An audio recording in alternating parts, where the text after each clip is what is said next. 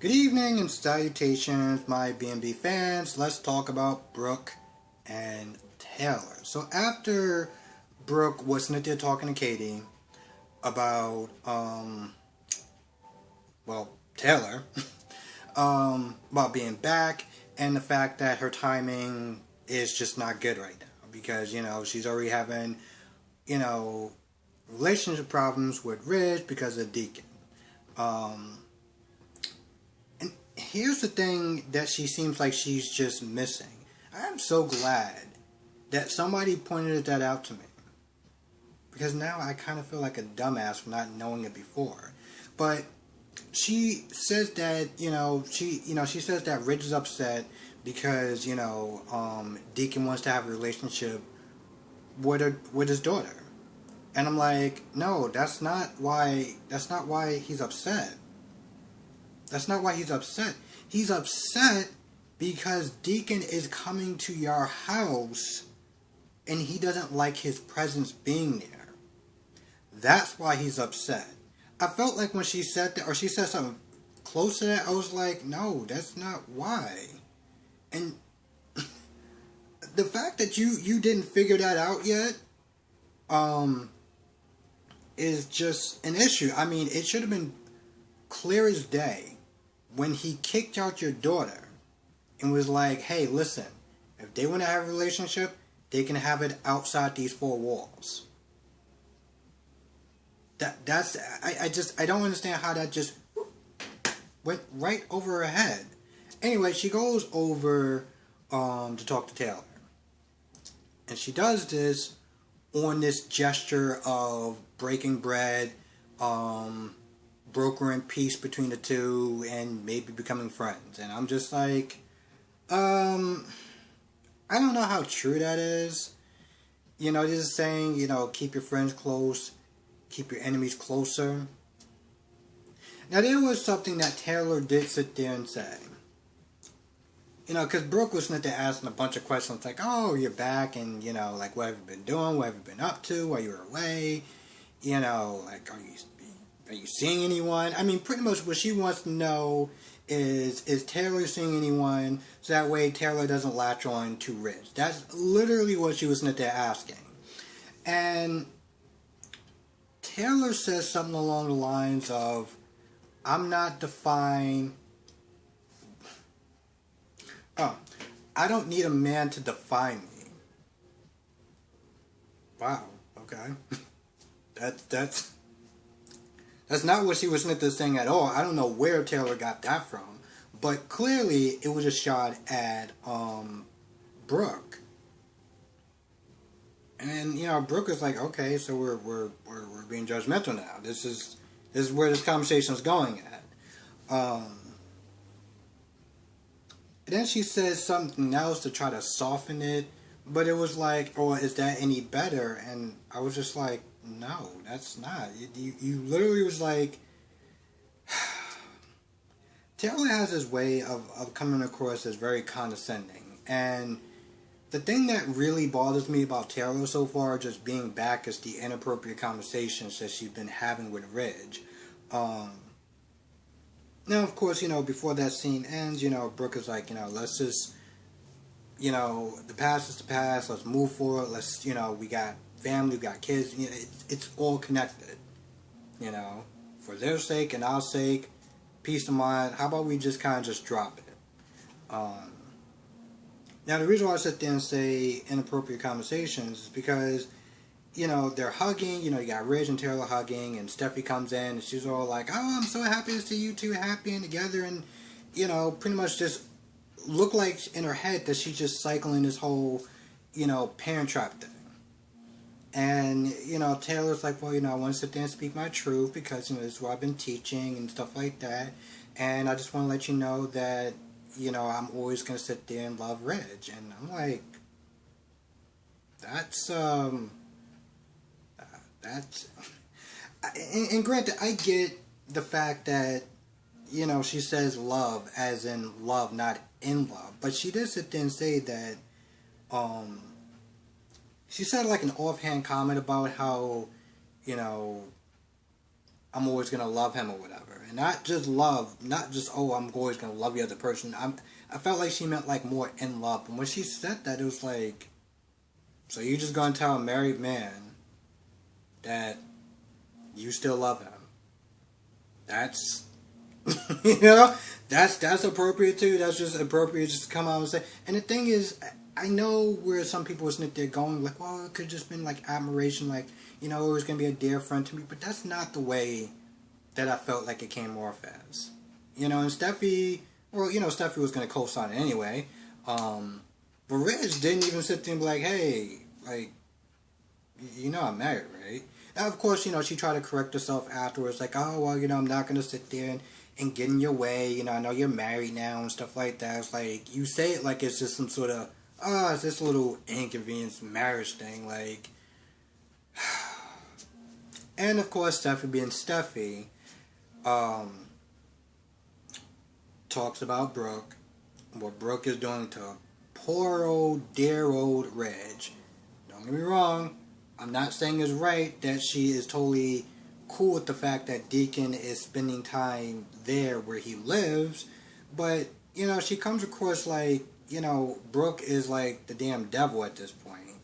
And don't get me wrong, there's been times where I've just heard Brooke talk and just been like, Brooke, are you serious? You really want to sit there and start talking about cheating and this, that, and the third? You really want to... Okay. Alright, we're doing that. But, I don't know. And of course, and I forgot to sit there and talk about when, Brooke was sitting there talking to Brooke was talking to Taylor. She was like, oh, your time away, you missed your family. Like, the way, it was, I can't exactly remember the comment, but she made a comment like, she practically missed the important parts of her family's lives. I don't know if this was with Brooke or with Steffi and them, but either way, I don't know. For me, I guess I'm just, like, sick and tired of hearing the compliments about Taylor being, like, the greatest thing ever. And I'm not saying she's a terrible person, but let's not put this woman on a pedestal when, for whatever odd reason, she chose to just go off and miss the most important parts of Steffi's life, and then to have her come back and be like, oh, you're gone, I know, you're doing all this stuff, and, you're working incredible work, and, Rich be like, yeah, you don't have to sit there and worry about that, I mean, you were doing incredible work, like, okay, alright, whatever.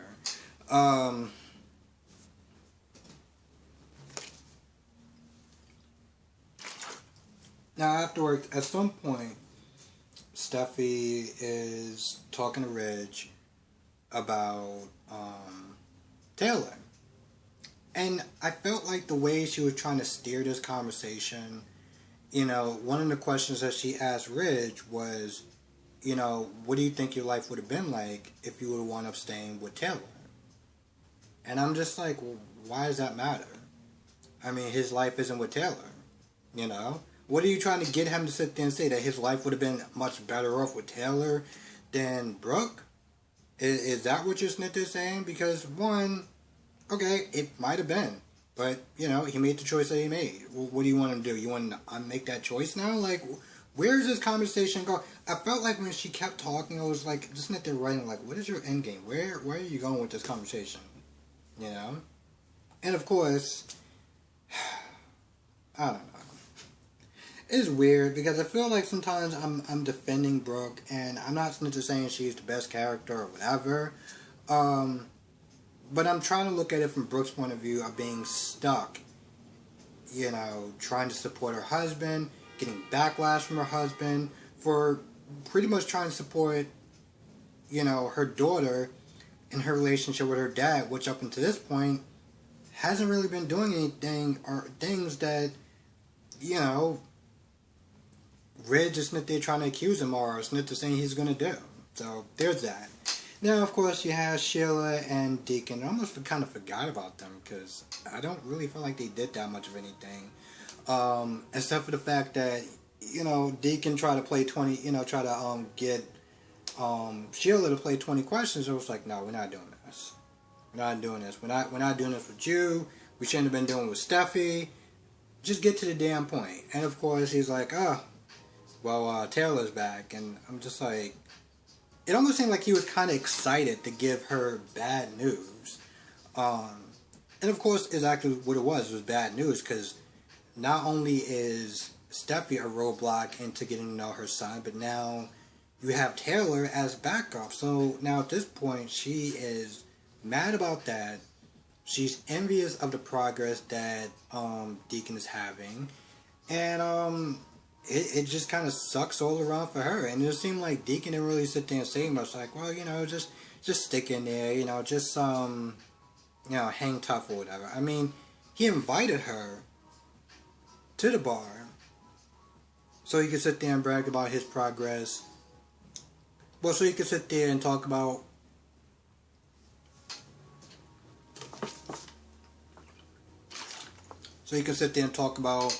how it's going to get a lot worse. You know, a lot worse as far as her progress goes with Finn. And I'm just like, really? Like, a text message would have probably just did the same. I mean, what was the point of that? And it's not like Deacon is actually paying for those drinks, so you practically got her out there paying for drinks and giving her bad news. And not giving her any sort of comfort or words of wisdom or anything like that. So I'm just like, Deacon, you're kind of a dick. I just want to point that out. I think that's about it. You know, I was at work and I was sitting there thinking about this show. And, you know, I think yesterday or the day before, I was talking about Days of Our Lives, and, you know, one of my favorite characters besides Steve is EJ. And I feel like for almost every show so far, you know, except for this show, that I have a favorite character. And I'm still waiting to find my favorite character in this show. So my question is what is your favorite character on this show and why? What is your favorite character? What is your favorite character and why? With that being said, I'm going to go. I want to thank everyone for watching. Be safe. I know I keep saying this and probably sound like a broken record, but I really do appreciate people watching the BNB reviews. Because as I was sitting there looking at the numbers, you know, I was sitting there thinking like, you know, like which review to put out first. And you know, in the beginning it was GH. Well, actually in the beginning it was Days, because Days was higher than GH. As far as my numbers went, then GH became higher than Days. And now BNB is higher than GH. And I'm still, one, I'm grateful, but two, I'm just like, if anyone is watching GH, do you like this show better than GH, and if so, why? So I think that's like a two-part question. But yeah, with that being said, I'm going to go. I want to thank everyone for watching. Be safe, and I will see you in the next video.